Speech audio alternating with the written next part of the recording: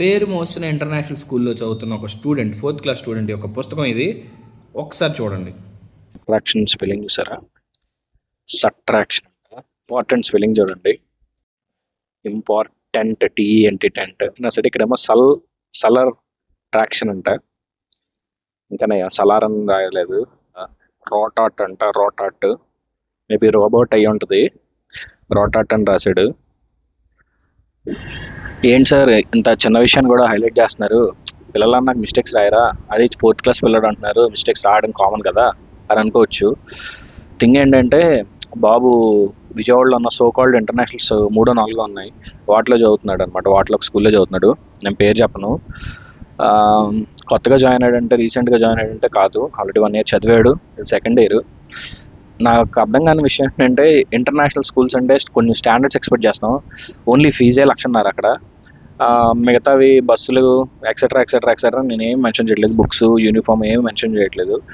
So 1.5 lakh కట్టి ఇట్లా ఉంటే అక్కడ రేపు మ్యాథ్స్ ఎగ్జామ్ అనగా ఈరోజు నేను బుక్ చూస్తే అట్లా ఉందన్నమాట. అలాంటి స్పెల్లింగ్స్ ఉంటే ఇంకెందుకు ఇంటర్నేషనల్ స్కూల్ అని పేర్లు పెట్టుకోవడం, ఆ స్టాండర్డ్స్ మెయింటైన్ చేయలేనప్పుడు. చదవలేకపోతున్నారో రాయలేకపోతున్నారో వాళ్ళకి ఫౌండేషన్ కోర్సెస్ ఉంటాయి. సో ఈ కోర్స్ అనేది మీరు చాలా కోచింగ్స్ చూసుంటారు, టైం వేస్ట్వి.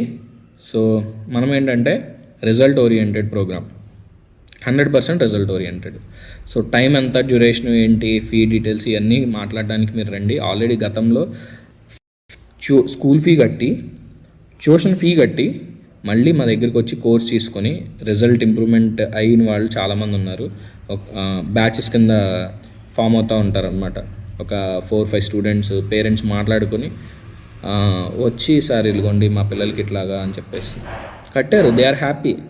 వాళ్ళ ఆ డబ్బులు కట్టినందుకు వాళ్ళు ఏమి రిగ్రెట్ ఫీల్ అవ్వట్లే ఈరోజు, అనవసరంగా మేము ఇంత కట్టామే అని చెప్పేసి. మీరు ఇన్ని సంవత్సరాలు ఒక 5 years, సపోజ్ 5th క్లాస్ బాబు అనుకోండి, LKG నుంచి 5th క్లాస్ వరకు మీరు ఎంత కట్టారో లెక్కేసుకొని, ఫీ ఎంత కట్టారో లెక్కేసుకొని, దాన్ని బట్టి మా ఫీజు కూడా కంపేర్ చేసుకోండి. అప్పుడు మీకు అర్థమవుద్ది. మీరు కట్టిన దాంట్లో 1 to 10 కూడా ఉండదు, 10% కూడా ఉండదు ఫీ.